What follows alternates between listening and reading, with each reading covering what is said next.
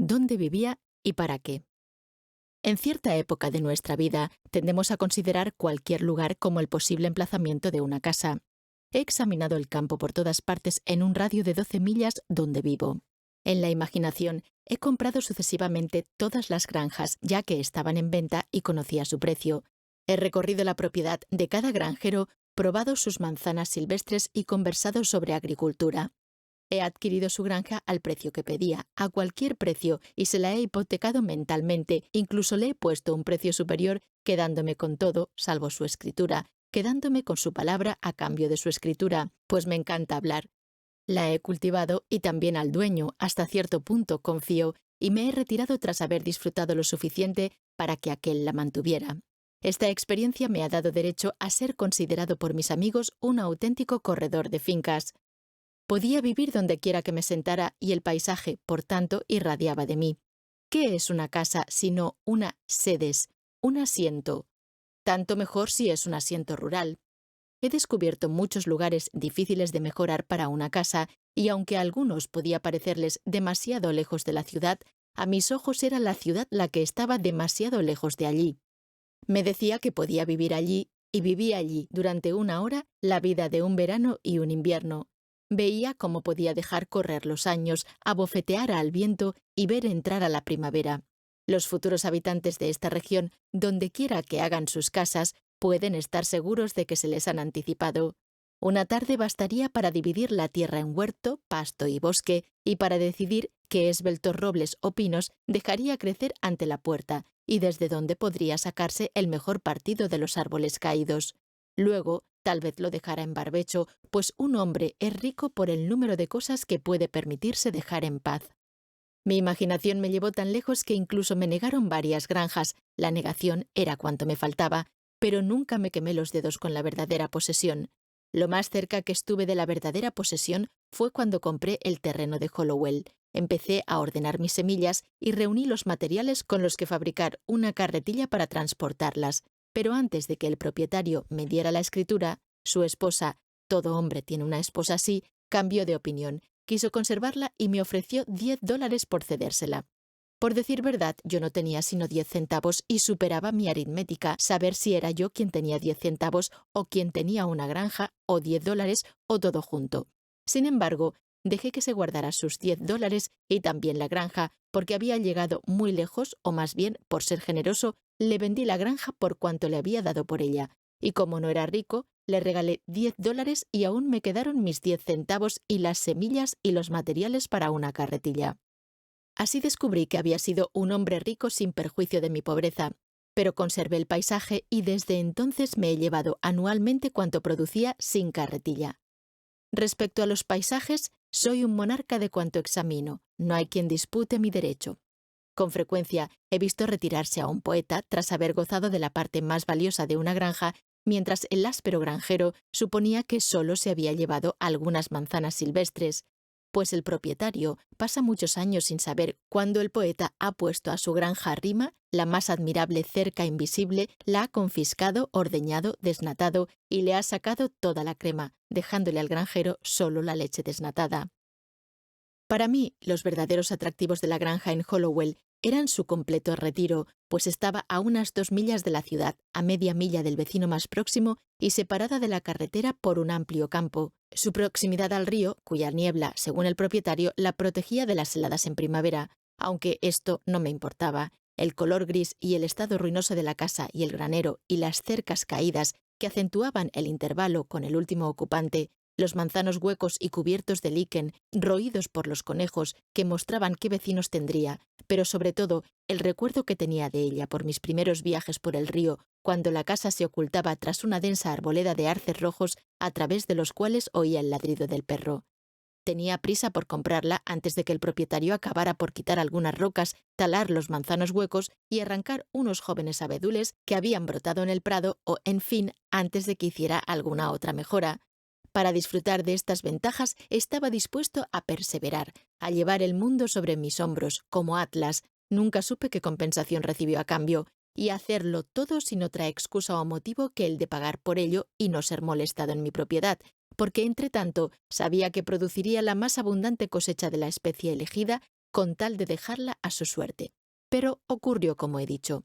Todo cuanto podía decir, pues, con respecto a labrar la tierra a gran escala, siempre he cultivado un jardín, era que tenía mis semillas preparadas. Muchos creen que las semillas mejoran con la edad.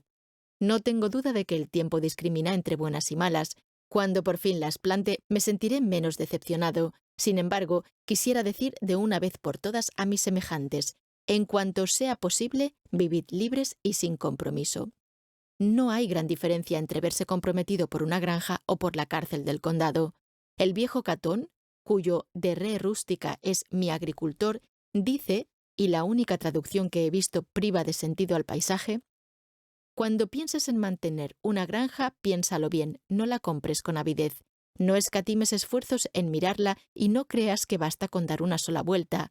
Cuanto más la veas, si está bien, más te agradará. Creo que no compraré con avidez, sino que le daré vueltas mientras viva y antes seré enterrado en ella para que al fin pueda agradarme más.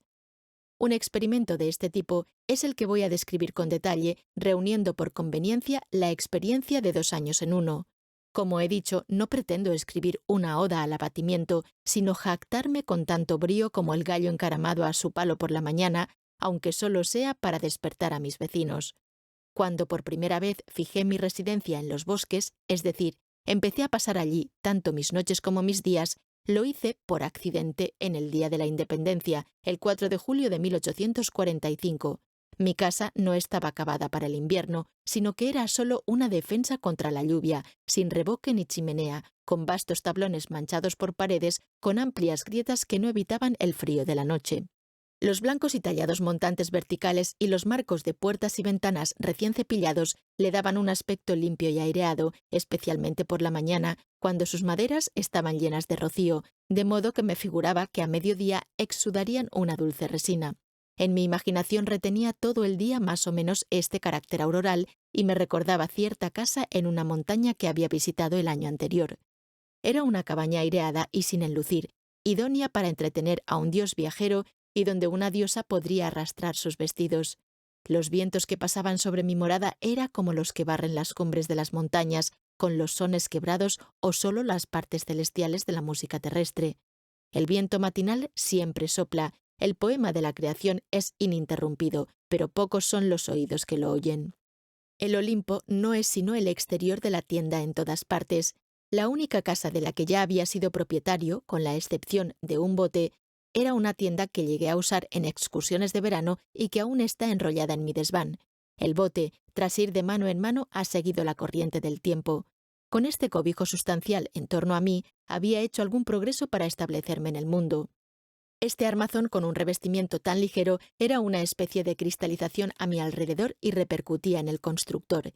Era algo sugerente, como una pintura de contornos. No necesitaba salir para tomar el aire, ya que la atmósfera del interior no había perdido su frescura. Solía sentarme menos en el interior que junto a la puerta, incluso cuando llovía.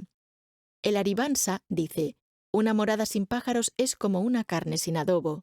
No era tal mi morada, ya que al instante descubrí que era vecino de los pájaros, no por haber atrapado uno, sino por haberme enjaulado a su lado.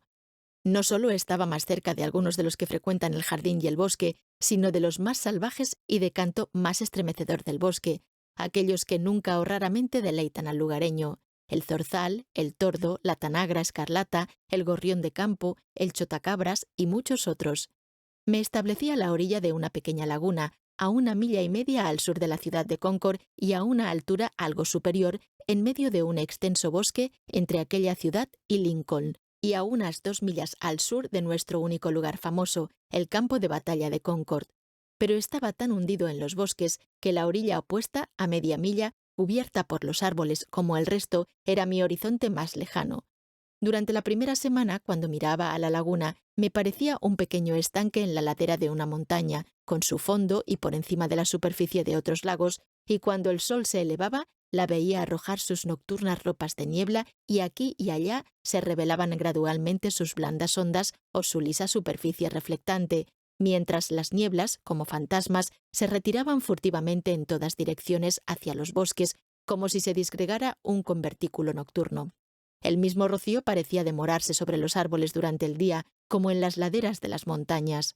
Este pequeño lago era de sumo valor como vecino en los intervalos de una gentil tormenta de agosto, cuando en perfecta quietud el aire y el agua, pero con el cielo encapotado, el mediodía tenía la serenidad de la tarde y el zorzal cantaba de una orilla a la otra. Un lago como este nunca parece más liso que entonces. Al quedar encima una porción de aire estrecha y oscurecida por las nubes, el agua, llena de luz y reflejos, se convierte en un cielo inferior más importante.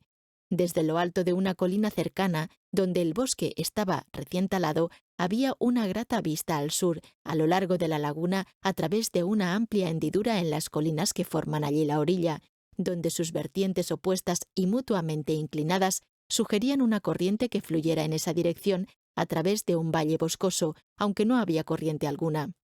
Miraba entre las cercanas colinas verdes y por encima hacia otras más lejanas y altas en el horizonte teñidas de azul.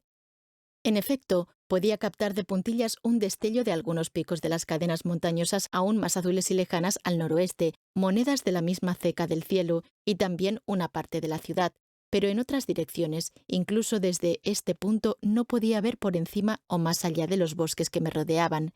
Es bueno tener agua cerca, pues sostiene a la tierra y la hace flotar. El valor del pozo más pequeño es que al mirar en él, veis que la tierra no es continental, sino insular. Resulta tan importante como que mantenga la mantequilla fría.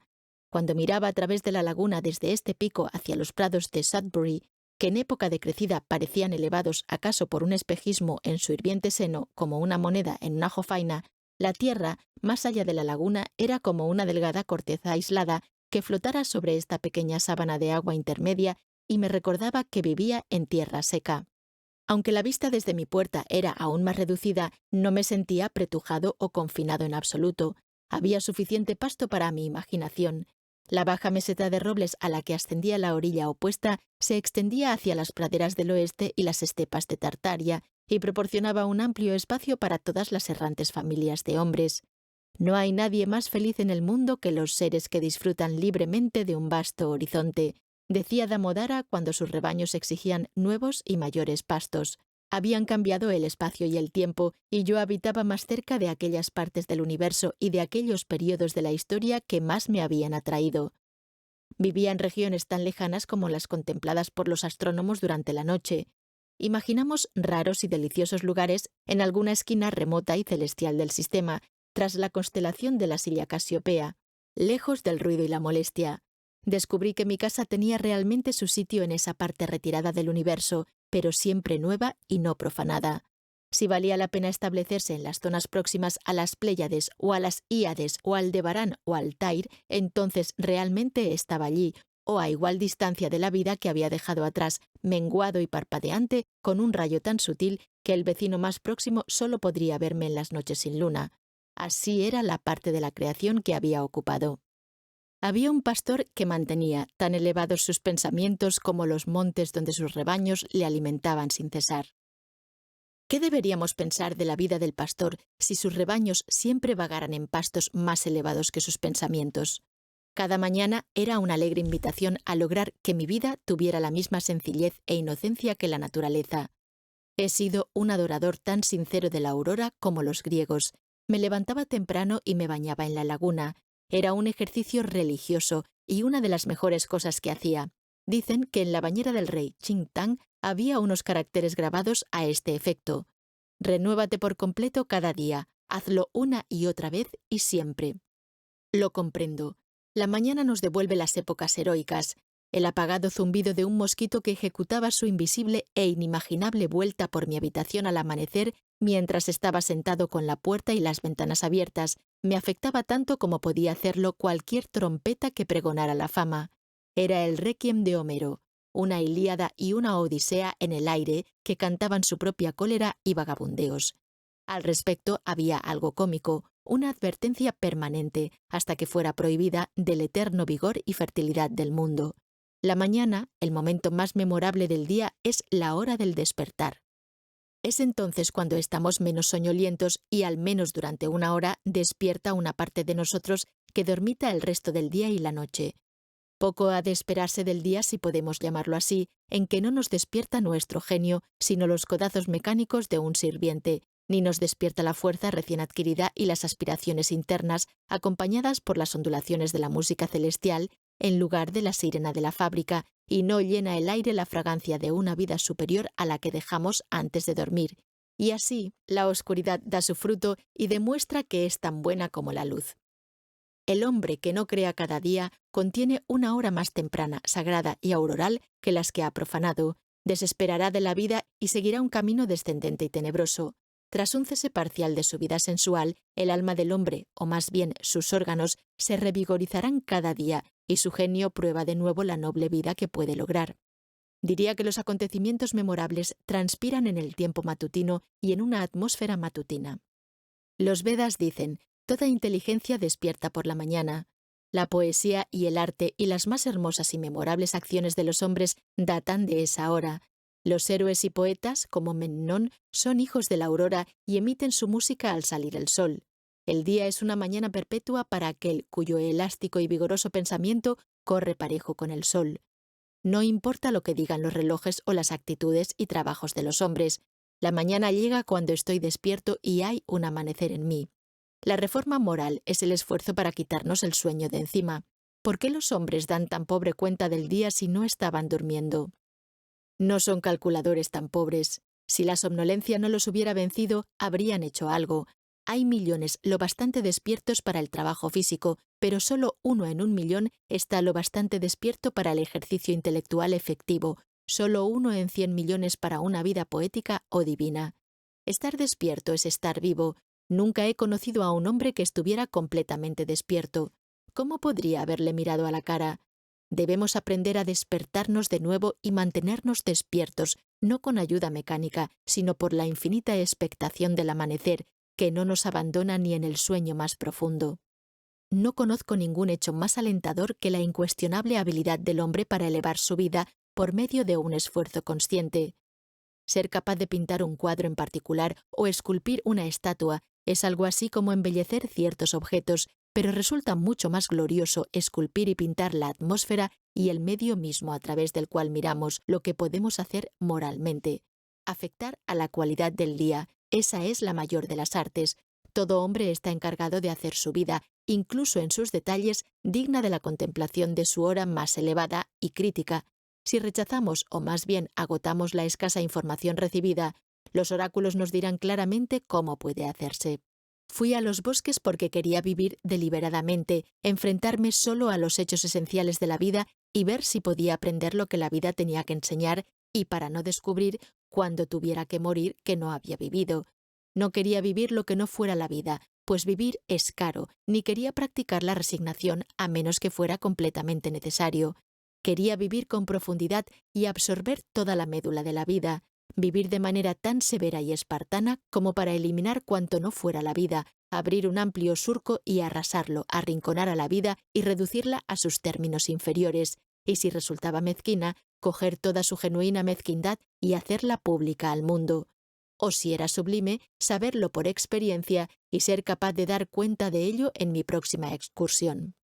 La mayoría de los hombres, a mi juicio, se halla en una extraña incertidumbre respecto a si la vida es cosa de Dios o del diablo, y ha concluido, algo precipitadamente, que el principal fin del hombre es glorificar a Dios y gozar de él por siempre. Vivimos aún mezquinamente como hormigas, aunque la fábula nos dice que hace mucho fuimos transformados en hombres. Luchamos con grullas como pigmeos, error tras error, golpe a golpe, y nuestra mejor virtud acaba en un superfluo e innecesario abatimiento. Nuestra vida se pierde en los detalles. Un hombre honrado no necesita sino contar sus 10 dedos y, en casos extremos, añadir los 10 dedos de los pies y dejar el resto. Sencillez, sencillez, sencillez. Os digo que vuestros asuntos sean 2 o 3 y no 100 o 1000. En lugar de 1.000.000, contad media docena y llevad las cuentas con la uña del pulgar. En medio de este mar variable de la vida civilizada, son tales las nubes y tormentas y arenas movedizas y los 1001 artículos que considerar que un hombre tiene que vivir si no quiere fracasar e irse a pique, lejos de puerto por estima, y el que triunfe será en verdad un gran calculador. Simplificad, simplificad. En lugar de 3 comidas al día, comed solo una si es preciso. En lugar de 100 platos, 5, y reducid lo demás en proporción. Nuestra vida es como una confederación alemana, compuesta de diminutos estados, de fronteras fluctuantes, de modo que ni siquiera un alemán os dirá cómo limita en un momento dado. La nación misma, con todas sus supuestas mejoras internas, las cuales, por cierto, son externas y superficiales, es un establecimiento inmanejable y excesivo, lleno de muebles y atrapado en sus propias trampas, arruinado por el lujo y un gasto negligente, por falta de cálculo y de un objetivo digno, como ocurre con millones de hogares, y la única cura para aquella y para estos radica en una rígida economía, una sencillez de vida estricta y más que espartana, y una elevación de propósito. Se vive demasiado rápido. Los hombres consideran esencial que la nación comercie y exporte hielo y hable a través del telégrafo y cabalgue a 30 millas por hora, sin duda alguna, lo hagan ellos o no, aunque resulta incierto si debemos vivir como babuinos o como hombres. Si no conseguimos durmientes y forjamos los raíles y dedicamos días y noches al trabajo, sino que cambiamos nuestras vidas para mejorarlas, ¿quién construirá los ferrocarriles? Y si no se construyen los ferrocarriles, ¿cómo llegaremos al cielo a tiempo? Pero si nos quedamos en casa y nos ocupamos en nuestros asuntos, ¿quién necesitará ferrocarriles? No montamos en ferrocarril, éste nos monta a nosotros. ¿Habéis pensado alguna vez en qué son los durmientes que sostienen el ferrocarril?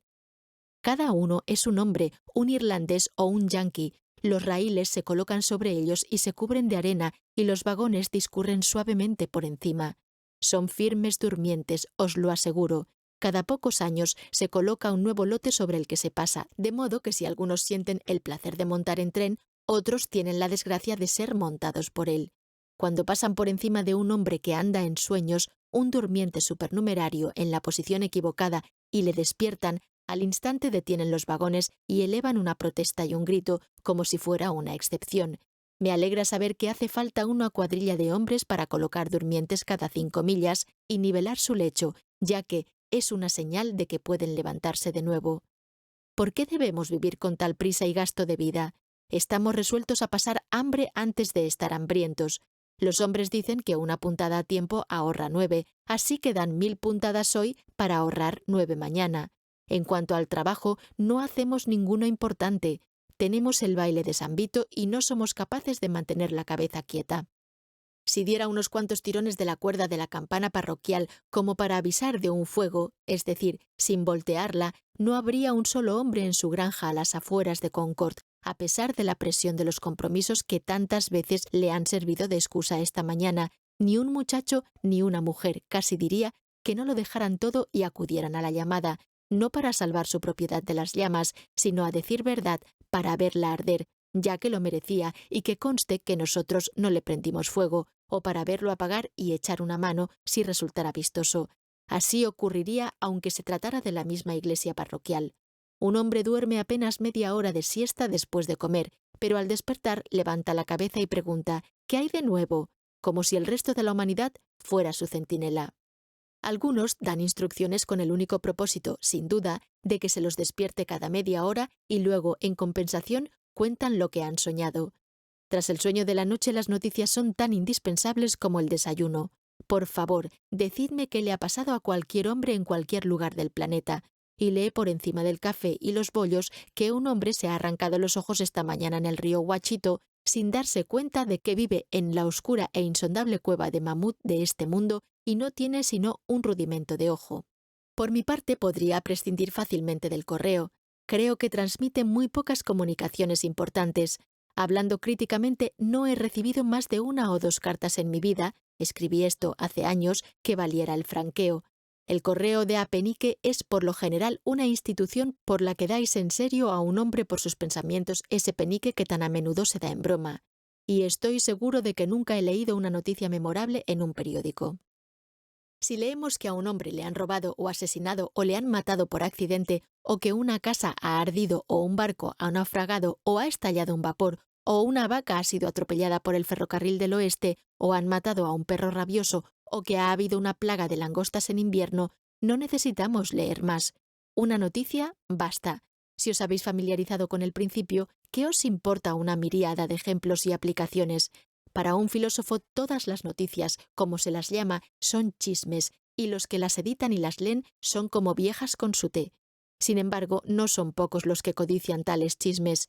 El otro día, según oí, Hubo tal bullicio en las oficinas por conocer la noticia recién llegada del exterior, noticia que con 12 meses o años de antelación podrían haber sido escritas con suficiente exactitud por un ingenio despierto, que la presión rompió varios grandes escaparates del establecimiento. En cuanto a España, por ejemplo, si sabéis cómo intercalar de vez en cuando y en las debidas proporciones a don Carlos y a la Infanta y a don Pedro y Sevilla y Granada, los nombres pueden haber cambiado un poco desde la última vez que vi los periódicos, y servir una corrida de toros a falta de otras diversiones resultará literalmente cierto y nos dará una idea tan buena del ruinoso estado de las cosas en España como la de los más sucintos y lúcidos reportajes de los periódicos. En cuanto a Inglaterra, casi el último recorte significativo de noticias que llegó de allí fue la Revolución de 1649, y si habéis aprendido la historia de su promedio anual de cosechas, no tenéis que prestarle atención de nuevo, a menos que vuestras especulaciones sean de carácter meramente pecuniario.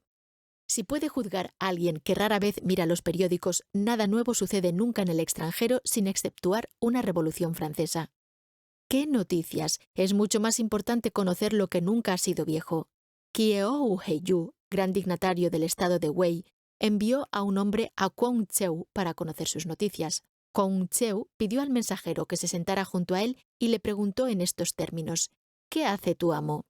El mensajero respondió con respeto: Mi amo desea reducir el número de sus faltas y no puede lograrlo. Una vez se hubo marchado el mensajero, el filósofo observó: ¡Qué digno mensajero! El predicador, en vez de turbar los oídos de granjeros perezosos en su día de descanso al final de la semana, porque el domingo es la conclusión idónea de una semana malgastada y no el nuevo y valiente comienzo de una nueva, con un sermón sobre este o aquel desaliñado, debería gritar con voz tronante: «¡Parad! ¡Basta! ¿Por qué parece que os apresuráis siendo tan moralmente lentos?» Las imposturas y engaños se consideran las más sólidas verdades, mientras que la realidad es fabulosa. Si los hombres observaran solo las realidades y no dejaran que los engañaran, la vida, comparada con las cosas que conocemos, sería como un cuento de hadas y una de las 1001 noches. Si respetáramos solo lo que es inevitable y tiene derecho a existir, la música y la poesía resonarían por las calles. Cuando somos pausados y sabios, percibimos que solo las cosas grandes y dignas tienen una existencia permanente y absoluta, que los temores mezquinos y los placeres mezquinos no son sino la sombra de la realidad. La realidad es siempre estimulante y sublime. Al cerrar los ojos y adormecerse y consentir en ser engañados por apariencias, los hombres establecen y confirman su vida diaria de rutina y hábito en todas partes, la cual, sin embargo, se levanta sobre cimientos puramente ilusorios. Los niños que juegan a la vida disciernen su verdadera ley y sus relaciones con mayor claridad que los hombres, que no la viven dignamente, sino que creen ser más sabios por la experiencia, es decir, por el fracaso. He leído en un libro hindú que un rey tenía un hijo, el cual, habiendo sido expulsado en su infancia de su ciudad natal, fue criado por un guardabosques y, llegado a la madurez en ese estado, se imaginó que pertenecía a la bárbara raza con la que vivía. Cuando uno de los ministros de su padre le descubrió, le reveló quién era y se despejó la equivocación de su carácter y supo que era un príncipe. Así, el alma, continúa el filósofo hindú, por las circunstancias en que se encuentra, confunde su propio carácter hasta que un maestro divino le revela la verdad y sabe que es Brahma.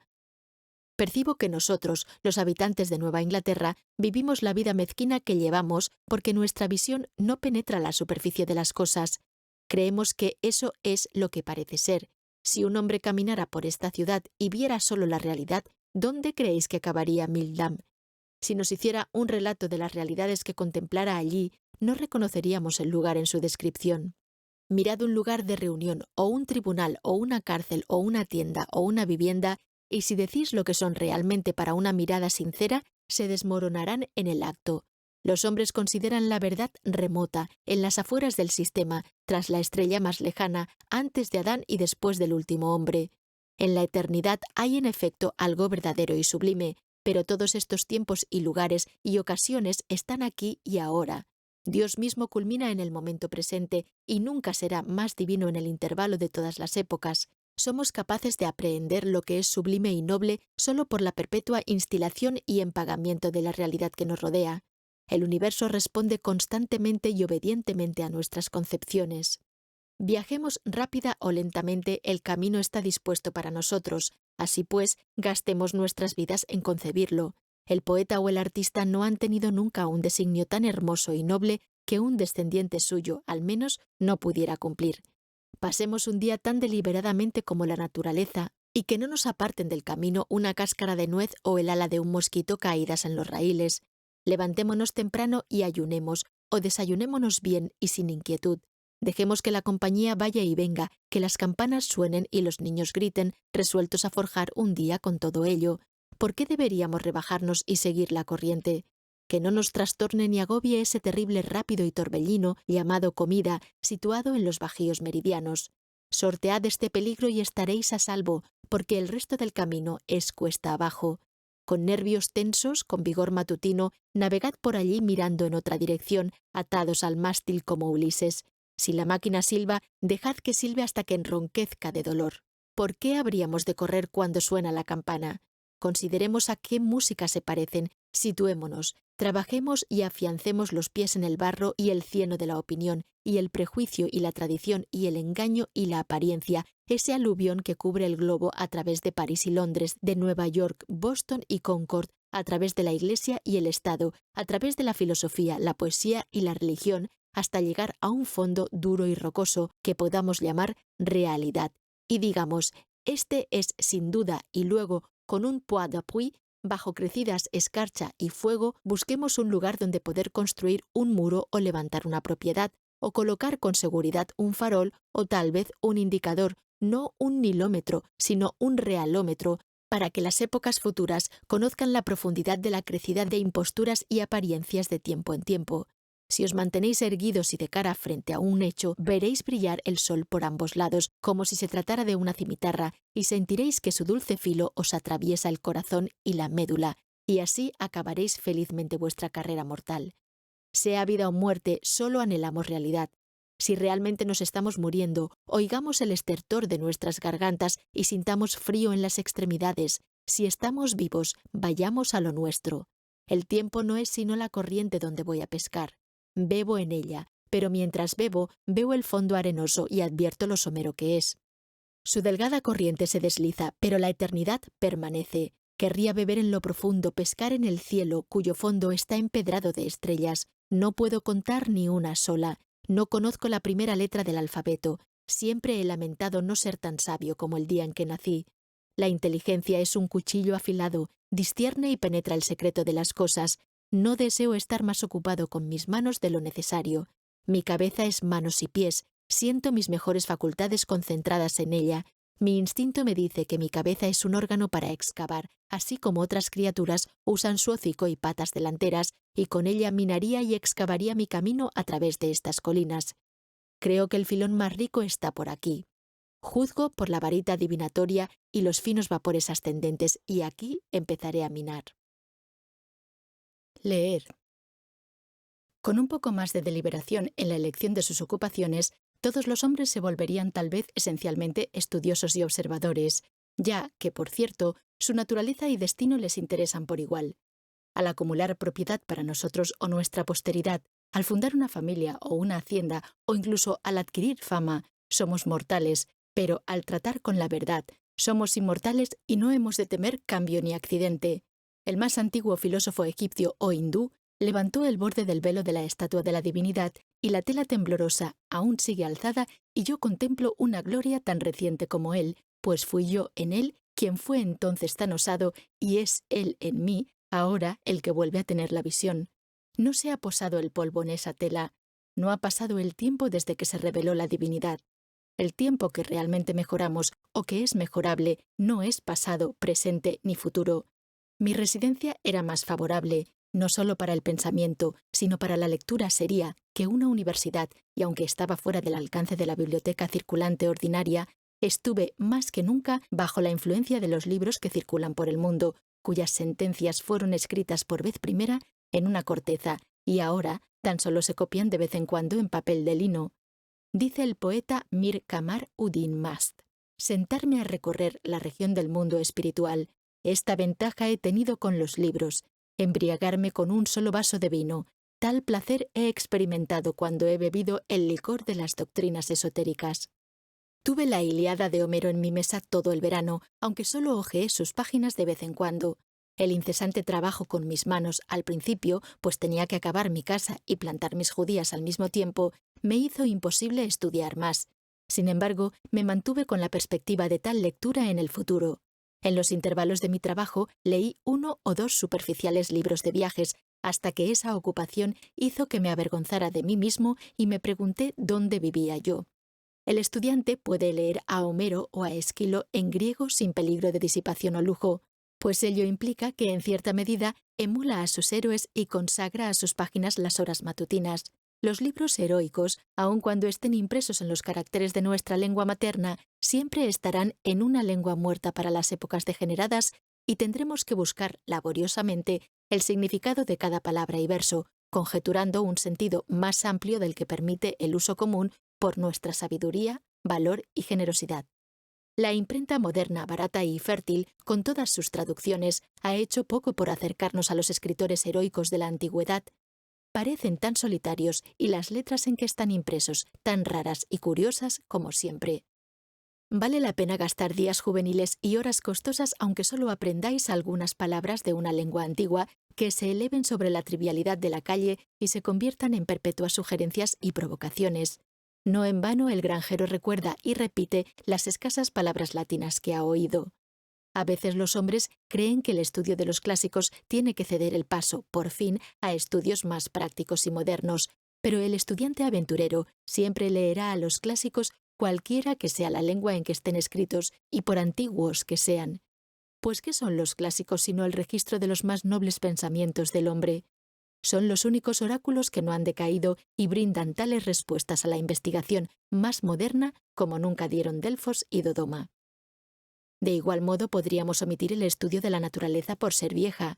Leer bien, es decir, leer verdaderos libros con un espíritu verdadero, es un noble ejercicio y ocupará al lector más que cualquier ejercicio estimado por las costumbres del día.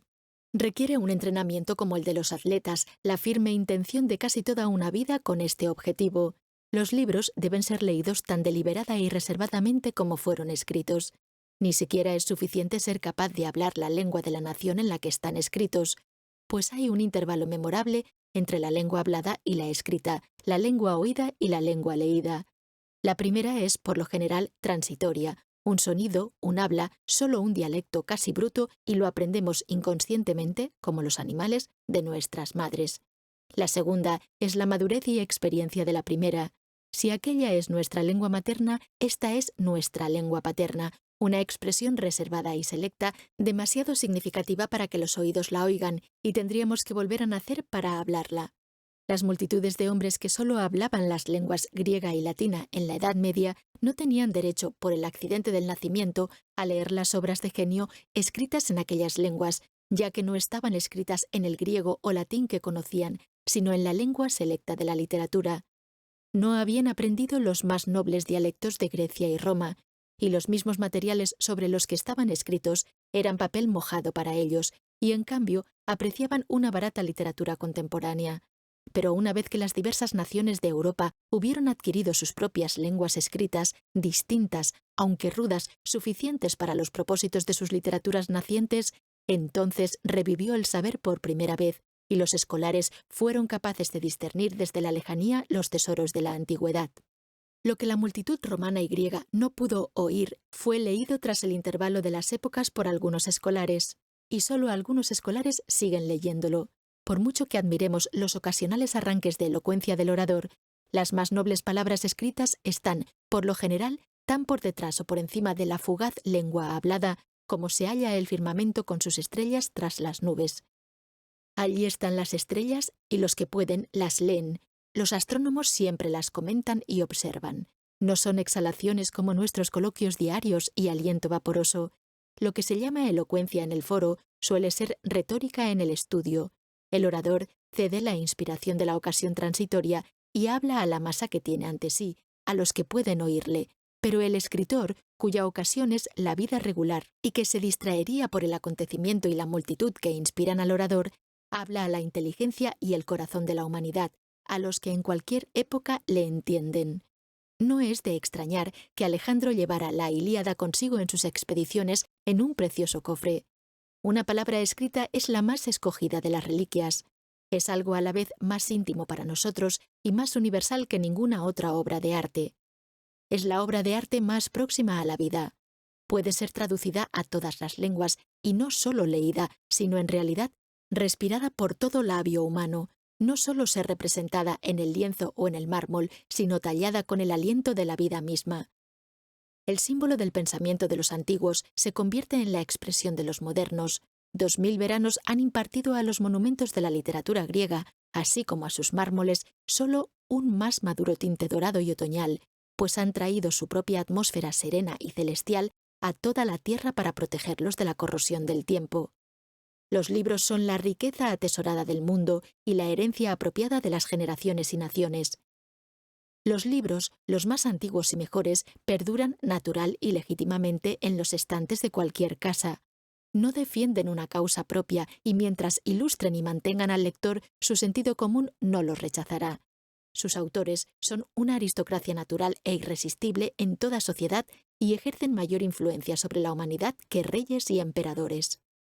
Cuando el comerciante analfabeto y tal vez desdeñoso ha logrado por medio de la dedicación e industria el ocio e independencia codiciados y es admitido en los círculos de la riqueza y la moda, se vuelve por fin inevitablemente a los círculos superiores, pero aún inaccesibles, de la inteligencia y el genio, y solo es consciente de la imperfección de su cultura y de la vanidad e insuficiencia de todos sus bienes, y demuestra su buen sentido por las molestias que se toma en asegurar a sus hijos la cultura intelectual cuya carencia tanto le pesa y así se convierte en fundador de una familia.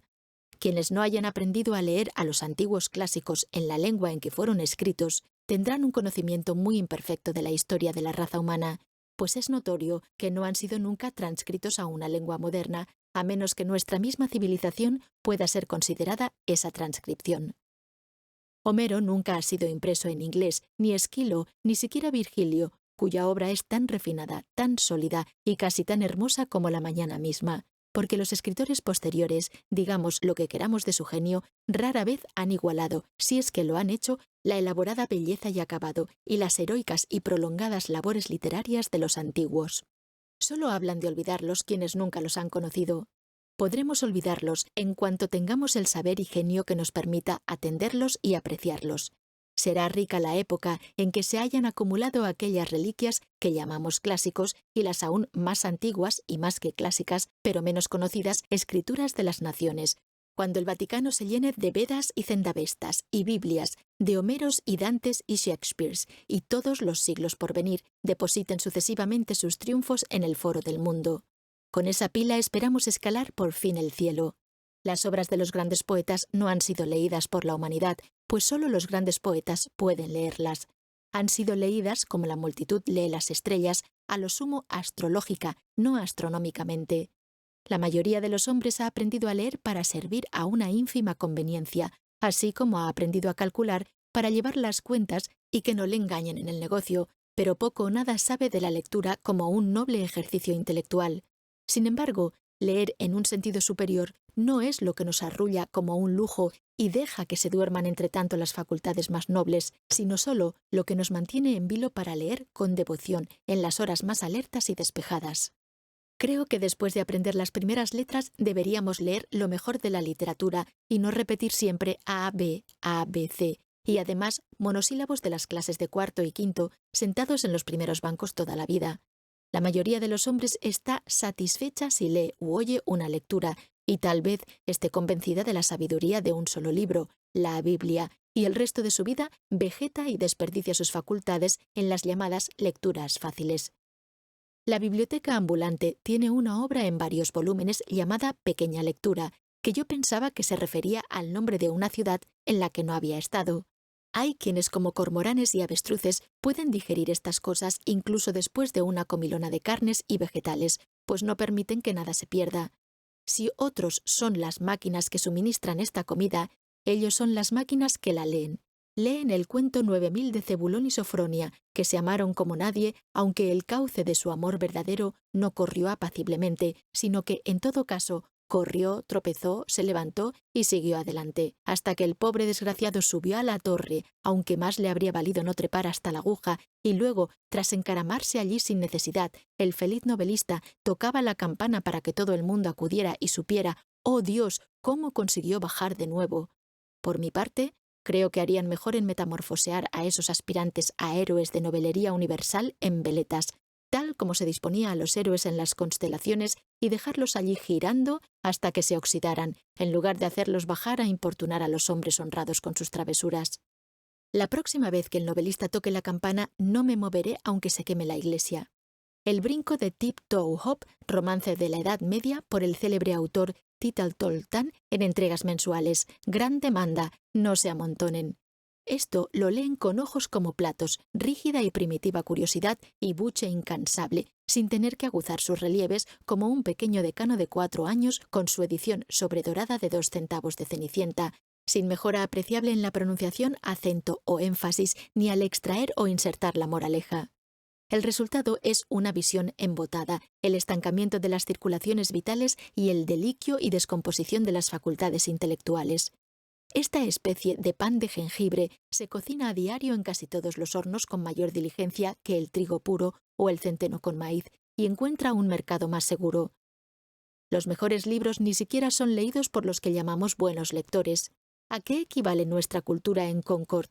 En esta ciudad, con muy pocas excepciones, no hay el menor gusto por los libros mejores o muy buenos, ni siquiera de la literatura inglesa, cuyas palabras todos pueden leer y deletrear.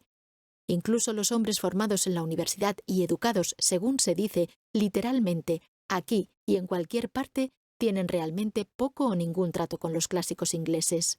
En cuanto a la sabiduría registrada de la humanidad, los antiguos clásicos y Biblias, accesibles a todos los que quieran conocerlos, apenas nos hemos esforzado en tener trato con ellos. Conozco a un leñador de mediana edad que coge un periódico francés no por las noticias, ya que, según dice, está por encima de eso, sino para mantenerse en forma, pues es canadiense de nacimiento, y cuando le pregunto qué considera lo mejor que puedes hacer en este mundo, responde que aparte de esto, conservar su inglés y mejorarlo. Es tanto como lo que hacen o aspiran a hacer los educados en la universidad, para lo cual cogen un periódico inglés. Si alguien acaba de leer tal vez uno de los mejores libros ingleses, ¿a cuántos encontrará con quienes conversar al respecto? O suponed que acabe de leer un clásico griego o latino en el original, cuyas alabanzas les resultan familiares incluso a los analfabetos. No encontrará a nadie con quien hablar, sino que deberá guardar silencio al respecto. En verdad, apenas hay un profesor en nuestras universidades que, aunque domine las dificultades de la lengua, domine proporcionalmente las dificultades del ingenio y la poesía de un poeta griego y tenga simpatía alguna que impartir al lector alerta y heroico. En cuanto a las Sagradas Escrituras o Biblias de la humanidad, ¿quién podría decirme en esta ciudad siquiera sus títulos? La mayoría de los hombres no sabe que otra nación, salvo la hebrea, tenga su escritura. Un hombre, cualquiera, se apartará considerablemente de su camino para recoger $1 de plata. Pero aquí hay palabras doradas pronunciadas por los sabios de la antigüedad, cuyo valor han avalado los sabios de épocas sucesivas.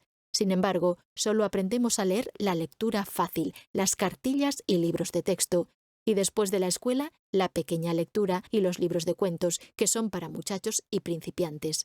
Nuestra lectura, conversación y pensamiento están en un nivel muy bajo, propio solo de pigmeos y maniquíes. Aspiro a tratar con hombres más sabios que los que ha producido esta tierra nuestra de Concord, cuyos nombres apenas son conocidos aquí. ¿Oiré el nombre de Platón y no leeré nunca su libro? Es como si Platón fuera un conciudadano mío y nunca lo viera, o vecino mío y nunca lo oyera hablar o estuviera atento a la sabiduría de sus palabras. ¿Qué ocurre en realidad? Sus diálogos, que contienen lo que en él era inmortal, están en el estante de al lado y sin embargo no los he leído. Nos alimentamos mal, vivimos vulgarmente y somos analfabetos. Al respecto, confieso que no hago una gran distinción entre el analfabetismo de mis conciudadanos, que no saben leer, y el analfabetismo del que ha aprendido a leer solo lo que resulta apropiado para niños e inteligencias débiles. Deberíamos ser tan buenos como los próceres de la antigüedad, pero en parte sabiendo en primer lugar lo buenos que fueron. Somos una raza de hombres de hojalata y no nos elevamos en nuestros vuelos intelectuales más que las columnas del periódico diario. No todos los libros son tan torpes como sus lectores. Probablemente hay palabras dirigidas exactamente a nuestra condición, las cuales, si pudiéramos realmente oírlas y comprenderlas, serían más saludables que la mañana o la primavera de nuestras vidas y posiblemente darían un nuevo aspecto a la faceta que las cosas nos presentan. ¿Cuántos hombres han fechado una nueva época en su vida por la lectura de un libro? Quizás exista el libro que nos explique nuestros milagros y revele otros nuevos. Podemos encontrar pronunciadas en algún lugar las cosas hasta ahora impronunciables. Las mismas cuestiones que nos turban y asombran y confunden les ocurrieron a su vez a todos los hombres sabios. Ni una ha sido omitida y cada cual las ha respondido, según su habilidad, con sus palabras y su vida. Además, con la sabiduría aprendemos la liberalidad. El jornalero solitario de una granja a las afueras de Concord, que ha tenido su segundo nacimiento y su peculiar experiencia religiosa y que se ve llevado por su fe, según cree, a la gravedad silenciosa y la exclusividad, podría pensar que no es cierto, pero Zoroastro, hace miles de años, recorrió el mismo camino y tuvo la misma experiencia.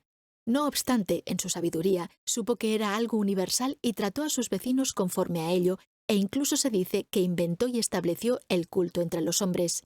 Dejemos que comulgue humildemente con Zoroastro y, a través de la influencia liberadora de todos los próceres, con el propio Jesucristo, y dejemos que nuestra Iglesia se vaya al traste.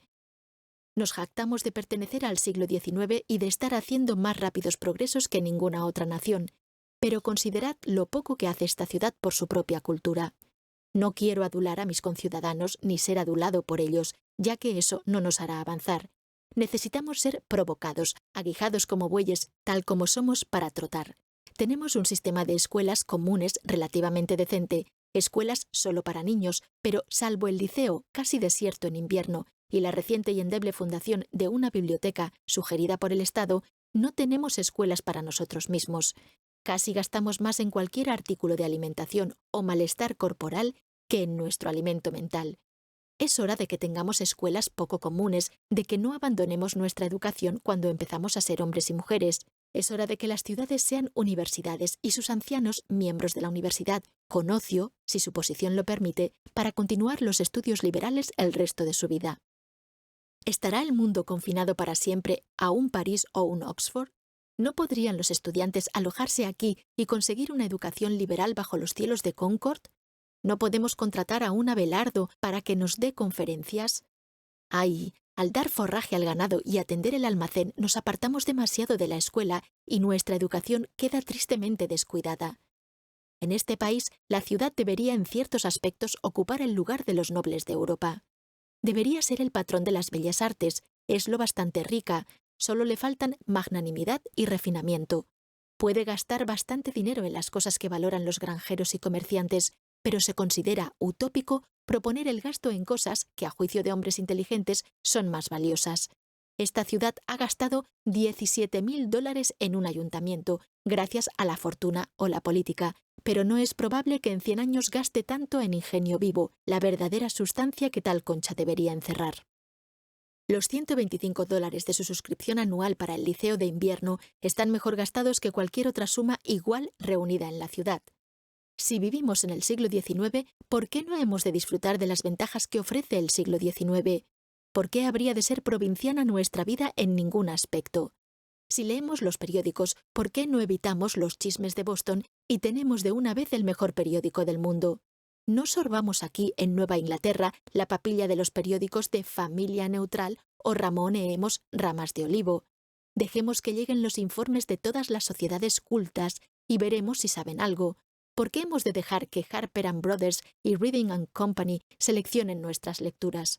Así como el noble de gusto cultivado se rodea de cuanto conduce a su cultura, de genio, saber, ingenio, libros, pinturas, esculturas, música, instrumentos filosóficos y demás, dejemos que la ciudad haga lo propio. No nos conformemos con un pedagogo, un párroco, un sacristán, una biblioteca parroquial y 3 hombres selectos, porque nuestros padres peregrinos pasaran antaño así un frío invierno en una roca desolada. Actuar colectivamente responde al espíritu de nuestras instituciones. Confío en que cuando nuestras circunstancias sean más florecientes, nuestros medios sean mayores que los del noble. Nueva Inglaterra puede contratar a todos los hombres sabios del mundo para que vengan y le enseñen y alojarlos entre tanto, sin ser provinciana. Esa es la escuela poco común que necesitamos. En lugar de nobles, tengamos nobles ciudades de hombres. Si es necesario, omitamos un puente sobre el río. Vayamos un poco más allá y tendamos al menos un arco sobre el más oscuro golfo de la ignorancia que nos rodea. Sonidos. Pero mientras nos limitemos a los libros, aunque sean los más selectos y clásicos, y leamos solo ciertas lenguas escritas que en sí mismas son dialectales y provincianas, estamos en peligro de olvidar la lengua que todas las cosas y acontecimientos hablan sin metáfora, la única que es abundante y modélica. Se publica mucho, pero se imprime poco. Los rayos que penetran por el postigo no se recordarán cuando el postigo esté completamente abierto. Ningún método ni disciplina pueden suplir la necesidad de estar siempre alerta. ¿Qué es un curso de historia, filosofía o poesía, por bien elegido que esté, o la mejor compañía o la más admirable rutina de la vida, comparados con la disciplina de mirar siempre lo que hay que ver? ¿Serás solo un lector, un estudiante o un visionario? Lee tu hado, mira lo que hay frente a ti y camina hacia el futuro. Durante el primer verano no leí libros, planté judías. No, a menudo hice algo mejor. Había momentos en que no podía permitirme sacrificar el esplendor del momento presente por trabajo alguno, de la cabeza o las manos. Quiero un amplio margen en mi vida. A veces, en una mañana de verano, tras mi baño de costumbre, me sentaba en el umbral soleado desde el amanecer hasta el mediodía, absorto en una ensoñación entre los pinos, nogales y zumaques, en imperturbada soledad y tranquilidad, mientras los pájaros cantaban alrededor o revoloteaban silenciosos por la casa, hasta que, por la puesta de sol en mi ventana occidental o por el sonido del carro de algún viajero en la lejana carretera, me acordaba del paso del tiempo. En aquellos instantes crecía como el maíz por la noche y resultaban mejor de lo que habrían sido cualquier trabajo con las manos. No era tiempo sustraído de mi vida, pues estaba muy por encima de mi renta habitual. Me di cuenta de lo que los orientales entienden por la contemplación y el abandono de las obras.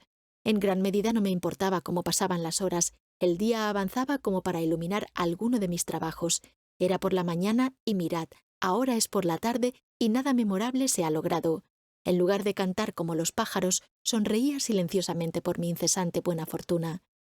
Como el gorrión tenía su trino posado en el nogal frente a mi puerta, así tenía yo mi risita, o el gorjeo amortiguado que podría oír desde mi nido.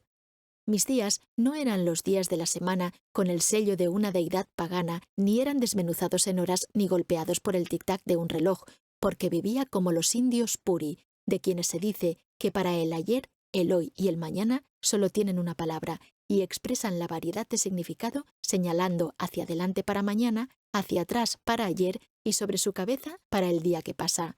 Esto era flagrante ociosidad para mis conciudadanos, sin duda, pero si los pájaros y las flores me hubieran examinado según sus pautas, no habrían hallado falta en mí. Es cierto que un hombre debe encontrar sus ocasiones en sí mismo. El día natural es muy tranquilo y no reprobará su indolencia.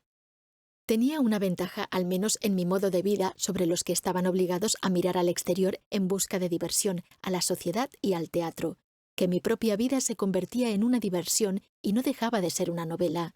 Era un drama de muchas escenas y sin un final. Si nos ganáramos siempre el sustento y reguláramos nuestras vidas por el último y el mejor método que hemos aprendido, no nos aburriríamos nunca.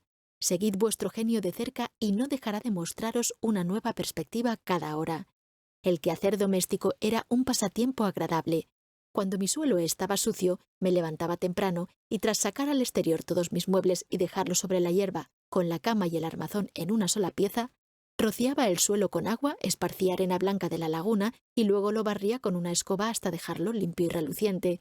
Y cuando los ciudadanos desayunaban, el sol matutino ya había secado mi casa lo suficiente para permitirme entrar de nuevo y mis meditaciones eran casi ininterrumpidas. Era agradable ver todos mis enseres domésticos sobre la hierba, formando una pequeña pila como el fardo de un gitano y mi mesa de 3 patas, de la que no quitaba los libros, la pluma y la tinta, en medio de los pinos y los nogales. Parecían contentos de verse afuera, como si no quisieran ser llevados adentro. A veces sentía la tentación de extender un toldo sobre ellos y sentarme allí. Valía la pena ver brillar el sol sobre estas cosas y oír soplar libre al viento sobre ellas. Los objetos más familiares parecen mucho más interesantes fuera que dentro de casa. Un pájaro se posa en la rama cercana, la siempre viva crece bajo la mesa y los sarmientos de zarzamora se enredan en sus patas. Las piñas, castañas erizadas y hojas de fresas se esparcen alrededor. Parecía que de este modo llegaron a transferirse tales formas a nuestro mobiliario, a mesas, sillas y armazones, porque una vez estuvieron en medio de ellas. Mi casa estaba en la ladera de una colina, al borde del gran bosque, en medio de un joven soto de pinos, tea y nogales, a media docena de varas de la laguna a la que conducía un estrecho sendero colina abajo. Enfrente de ella crecían fresas, zarzamoras y siemprevivas, verbenas y cañas doradas, roblecillos y cerezos de arena, arándano y cacahuete. A finales de mayo, el cerezo de arena, Cerasus pumila, adornaba ambos lados del sendero con sus delicadas flores dispuestas cilíndricamente en umbelas en torno a cortos tallos que por fin, en otoño, se combaban con sus notables y hermosas cerezas caídas en guirnaldas radiantes por todos lados. Las probaba por gratitud hacia la naturaleza, aunque no eran sabrosas. El zumaque, Rus glabra, crecía exuberante en torno a la casa, trepando por el terraplén que había construido, y llegó a los 5 o 6 pies la primera temporada. Su amplia hoja pinnada tropical era grata a la vista, aunque extraña. Las grandes yemas, que brotaban tardíamente en primavera de secas varas que parecían muertas, se convertían como por arte de magia en graciosas ramas verdes y tiernas de 1 pulgada de diámetro, y a veces, cuando me sentaba en la ventana, crecían y forzaban sus débiles junturas con tal descuido que oía caer una rama nueva y tierna como un abanico sobre el suelo cuando no se movía ni una pizca de aire, rota por su propio peso. En agosto, los grandes racimos de bayas, que cuando florecían habían atraído a multitud de abejas, asumían gradualmente su aterciopelado matiz carmesí y del peso se combaban y rompían sus tiernos miembros. Mientras estoy sentado en mi ventana en este mediodía de verano, los balcones sobrevuelan el claro. El apresuramiento de las palomas salvajes que cruzan transversalmente mi perspectiva por parejas y tríos o se posan inquietas sobre las ramas del pino blanco detrás de mi casa da voz al aire. Un pigargo riza la superficie cristalina de la laguna y trae consigo un pez. Un bisón sale del marjal frente a mi puerta y atrapa una rana en la orilla. La juncia se arquea bajo el peso de los chamberguillos que revolotean por aquí y por allí, y durante la última media hora he oído el traqueteo de los vagones del ferrocarril, que ahora se pierde y luego revive, como el aleteo de una perdiz con el transporte de pasajeros de Boston al campo. Pues yo no vivía tan alejado del mundo como aquel muchacho que, según he oído, llevado a una granja del este de la ciudad, salió corriendo y volvió a casa de nuevo, desaliñado y nostálgico. Nunca había visto un lugar tan sombrío y apartado. La gente se había ido, ni siquiera se oía el silbido. Dudo que queden lugares así en Massachusetts. En verdad, nuestra ciudad se ha convertido en una terminal. De una de esas veloces flechas ferroviarias y sobre nuestro manso llano, su suave sonido es Concord. El ferrocarril de Fitchburg linda con la laguna a unas 100 varas al sur de donde vivo. Por lo general, voy a la ciudad siguiendo su trazado y, por así decirlo, ese es mi vínculo con la sociedad.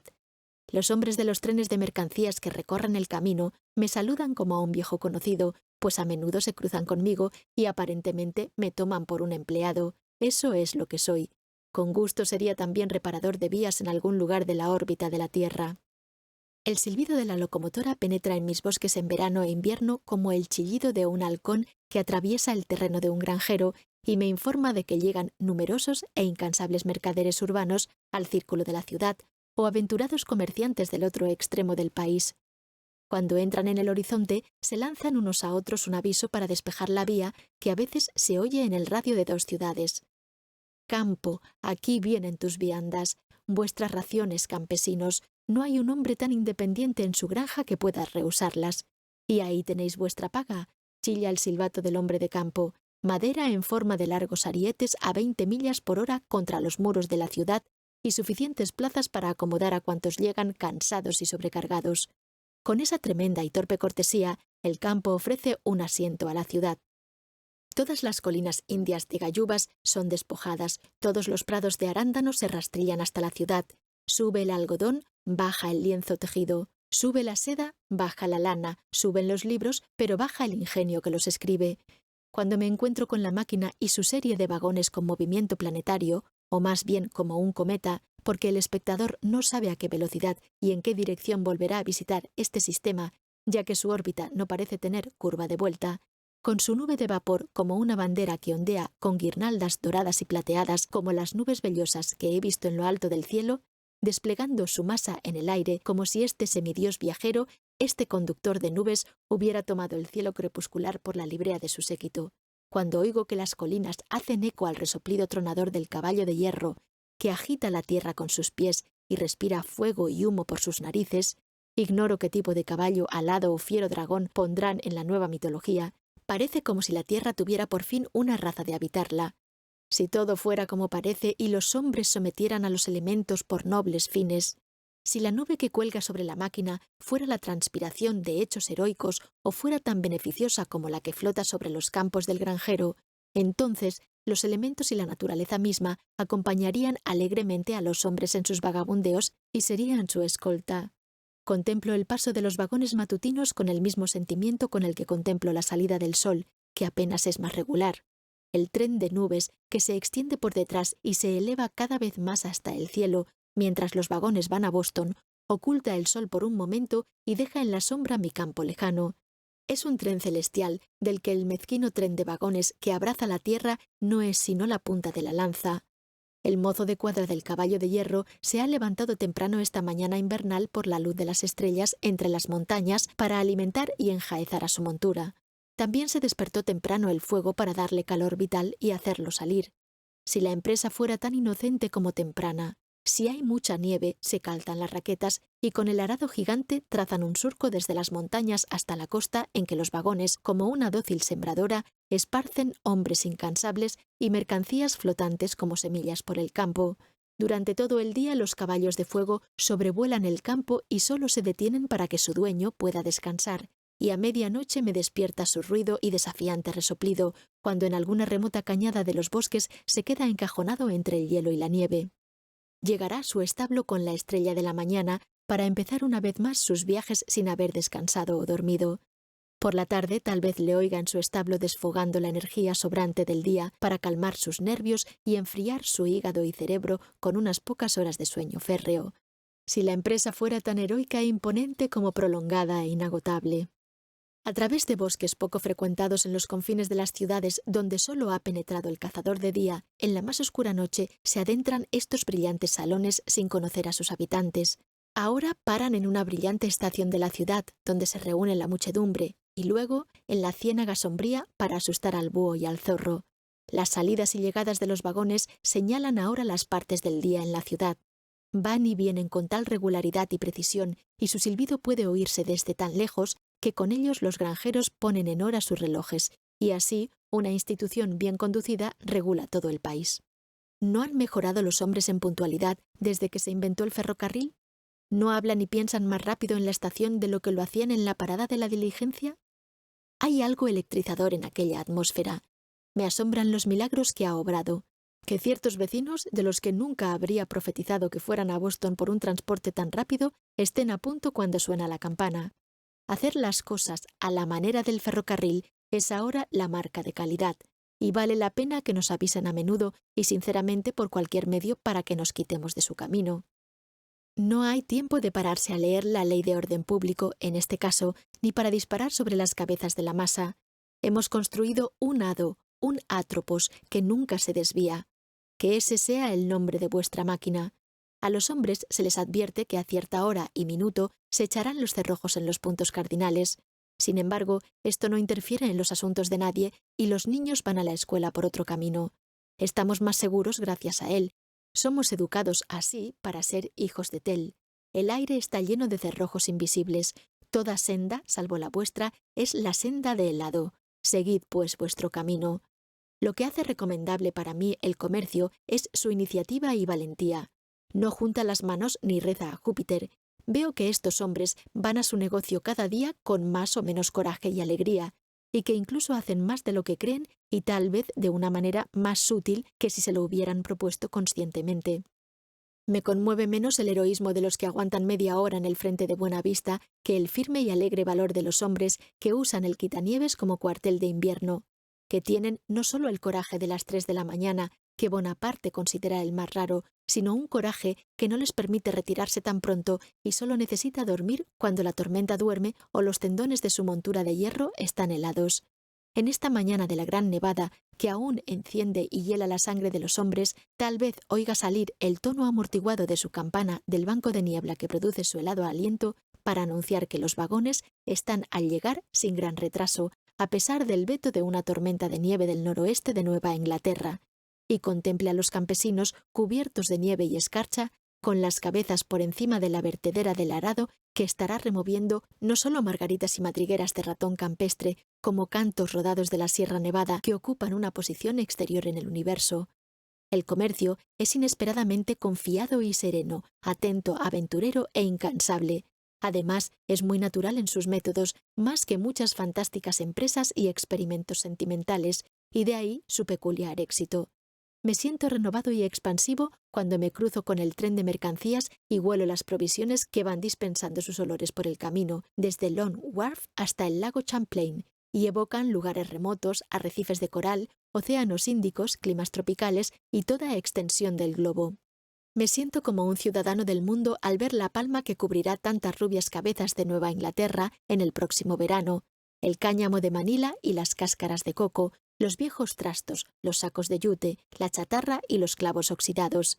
Esta carga de velas rasgadas es más legible e interesante ahora que si hubiera sido forjada en papel y libros impresos. ¿Quién podría escribir tan gráficamente la historia de las tormentas que han capeado como estas rasgaduras? Son galeradas que no necesitan corrección. Aquí va la madera de los bosques de Maine que no se embarcó con la última marea, subida en $4 por mil por la que quedó en tierra o rota. Pino, abeto, cedro de primera, segunda, tercera y cuarta clase, hasta hace poco, de Urja, sola al combarse sobre el oso, el alce y el caribú.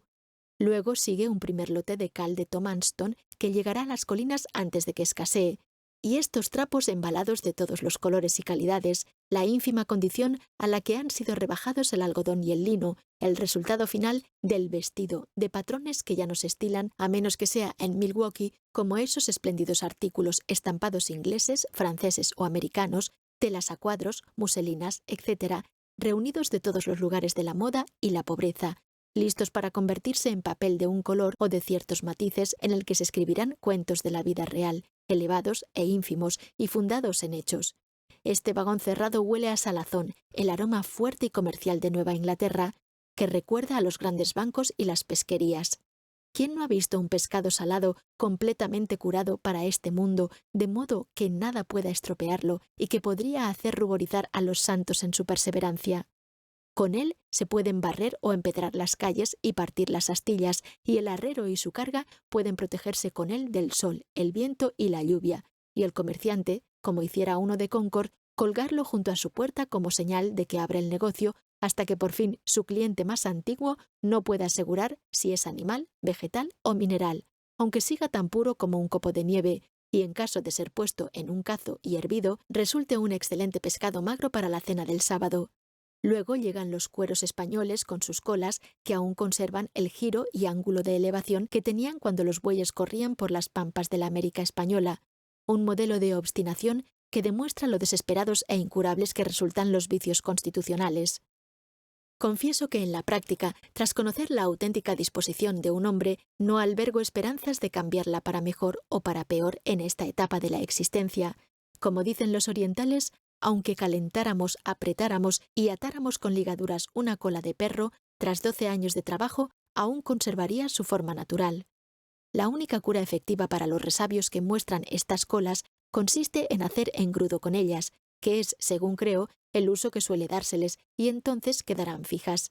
Aquí hay un barril de molazas y de brandy dirigido a John Smith, Cattingsville, Vermont, un mercader de las Green Mountains que importa para los granjeros de la vecindad, y ahora, tal vez, vigila sobre su mamparo y que, al pensar en los últimos envíos marítimos y en cómo pueden afectar al precio, dice a sus clientes en este momento, como ya les ha dicho 20 veces esta mañana, que espera recibir algo de primera calidad en el próximo tren.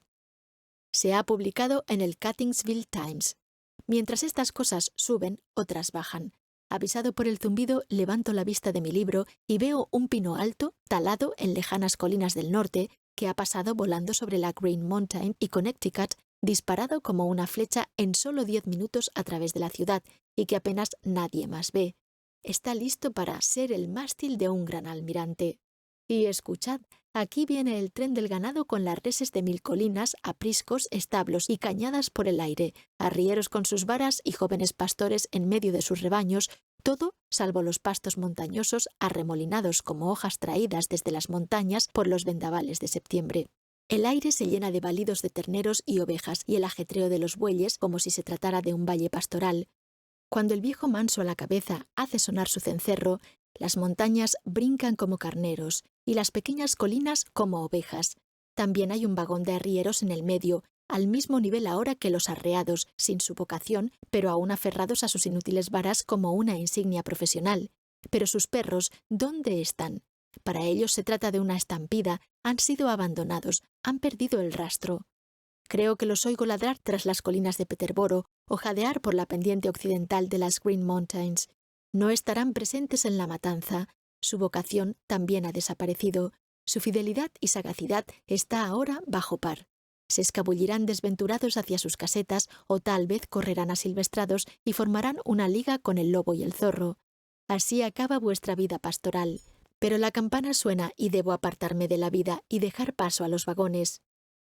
¿Qué es el ferrocarril para mí? Nunca voy a ver dónde acaba. Llena unos pocos huecos y forma taludes para las golondrinas, da un soplido a la arena e ímpetu a los arándanos. Pero la cruzo como una carretera en los bosques, no dejaré que su humo, vapor y pitido moleste a mis ojos ni dañe a mis oídos. Ahora que los vagones han pasado y con ellos todo el mundo incansable y los peces en la laguna ya no sienten su retumbar, estoy más solo que la una. Durante el resto de la larga tarde, mis meditaciones tal vez sean solo interrumpidas por el débil traqueteo de un carro o una yunta en la lejana carretera. A veces, en domingo, oigo las campanas, la campana de Lincoln, Acton, Bedford o Concord, cuando el viento es favorable, una débil, dulce y, por así decirlo, natural melodía, digna de ser importada al desierto. A suficiente distancia en los bosques, este sonido adquiere cierto zumbido vibratorio, como si las agujas de pino en el horizonte fueran las cuerdas rozadas de un arpa. Todo sonido oído a la mayor distancia posible produce uno y el mismo efecto, una vibración de la lira universal, así como la atmósfera intermedia forma una lejana ondulación de tierra que interesa a la mirada por su tinte azul.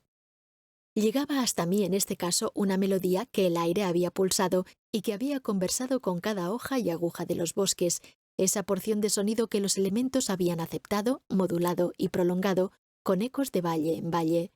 El eco es, hasta cierto punto, un sonido original, y de ahí su magia y encanto. No es solo la repetición de lo que era digno de repetirse en la campana, sino en parte la voz del bosque, las mismas palabras y notas triviales cantadas por una ninfa. Al atardecer, los lejanos mugidos de una vaca en el horizonte tras los bosques sonaban dulces y melodiosos, y al principio se confundían con las voces de ciertos trovadores que en ocasiones me ofrecían su serenata, errantes por colinas y valles. Sin embargo, no me sentía ingratamente decepcionado cuando al instante se prolongaban en la barata y natural música de la vaca. No pretendo ser satírico, sino expresar mi apreciación por el canto de aquellos jóvenes si afirmo que percibía claramente su afinidad con la música de la vaca y que resultaban una articulación de la naturaleza. Regularmente, a las 7:30, en cierta época del verano, tras la partida del tren vespertino, los chotocabras cantaban sus vísperas durante media hora, posados en un tocón junto a mi puerta o sobre la parilera de la casa. Empezaban a cantar casi con tanta precisión como un reloj, cada tarde durante 5 minutos y a cierta hora próxima a la puesta de sol. Tuve una rara oportunidad de familiarizarme con sus hábitos. A veces oía 4 o 5 a la vez en diferentes partes del bosque, casualmente, un acorde tras otro, y tan cerca de mí que no solo distinguía el cloqueo tras cada nota, sino a menudo su peculiar zumbido, como de una mosca en una telaraña, solo que proporcionalmente más fuerte. A veces uno de ellos me rondaba en los bosques a pocos pies de distancia, como atado a una cuerda, probablemente cuando estaba cerca de sus huevos. Cantaban a intervalos toda la noche y eran de nuevo tan musicales como siempre al amanecer. Cuando otros pájaros callan, las lechuzas toman el relevo, como plañideras, con su viejo ululú. Su deprimente grito es verdaderamente Ben Jonsoniano. Sabias arpías de medianoche, no es el honrado y romo tuwit-tuhu de los poetas, sino, bromas aparte, la más solemne cancioncilla funeraria de los consuelos mutuos de los amantes suicidas que recuerdan los dolores y las delicias del amor sobrenatural en los bosquecillos infernales. Sin embargo, me encanta oír su llanto, sus dolientes respuestas trinadas por la vereda que evocan a los pájaros cantores, como si fuera el lado oscuro y lagrimoso de la música, los lamentos y suspiros que querríamos cantar. Son espíritus, los espíritus alicaídos y las aprensiones melancólicas de almas muertas que con forma humana rondaban de noche por la tierra y perpetraron los hechos de la oscuridad, y que ahora expían sus pecados con himnos gimientes o trenos en el escenario de sus transgresiones. Me comunican un nuevo sentido de la variedad y opacidad de esa naturaleza que es nuestra morada común. Oh, si nunca hubiera nacido... Suspira una a este lado de la laguna y vuelve con la inquietud de la desesperación a una nueva rama de los robles grises. Oh, si nunca hubiera nacido... Responde otra en eco a lo lejos con trémula sinceridad. Y nacido... Llega débilmente desde los bosques de Lincoln. Un búho ululante cantaba también para mí su serenata. Podríais imaginarlo tan cerca como el sonido más melancólico de la naturaleza, como si pretendiera estereotipar y perpetuar en su coro los moribundos gemidos de un ser humano, alguna pobre y débil reliquia de mortalidad que hubiera dejado atrás la esperanza y aullara como un animal, aunque con sollozos humanos, al entrar en el oscuro valle, con su voz más horrible por cierta melodía glótica. Veo que he de usar las letras gl al tratar de imitarlo, expresión propia de quien ha alcanzado una fase gelatinosa y mohosa en la mortificación de todo pensamiento saludable y valiente. Me recordaba a demonios necrófagos e idiotas y a locos aullidos. Pero ahora llega una respuesta desde bosques lejanos con un tono que la distancia vuelve melodioso. ¡Oh, oh, oh, oh, y que, en efecto, en gran medida sugiere solo gratas asociaciones oídas de día o de noche, en verano o en invierno. Me alegra que haya búhos. Dejemos que hagan el idiótico y maníaco ululato en lugar de los hombres. Es un sonido admirablemente adecuado a pantanos y bosques crepusculares que el día no ilumina y que sugiere una vasta y no desarrollada naturaleza que los hombres no han conocido. Los búhos representan el crudo crepúsculo y los pensamientos insatisfechos que todos tenemos. Durante el día el sol ha brillado sobre la superficie del pantano salvaje, donde se inclina el solitario abeto cubierto de líquenes, sobrevolado por pequeños halcones. El paro cecea entre las hojas perennes y la perdiz y el conejo merodean. Ahora amanece un día más sombrío y apropiado, y una raza diferente de criaturas despierta allí para expresar el significado de la naturaleza. A última hora de la tarde oía el lejano retumbar de los vagones sobre los puentes, un sonido que de noche llega más lejos que ningún otro, el aullido de los perros y a veces de nuevo el mugido de una vaca lastimera en un establo remoto.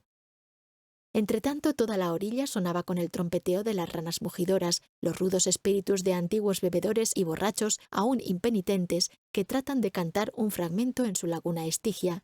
Si las ninfas de Walden me permiten la comparación, pues aunque allí no haya ortigas, sí que hay ranas, dispuestos a mantener las reglas hilarantes de sus viejas mesas festivas, aunque sus voces se han vuelto solemnemente graves y roncas.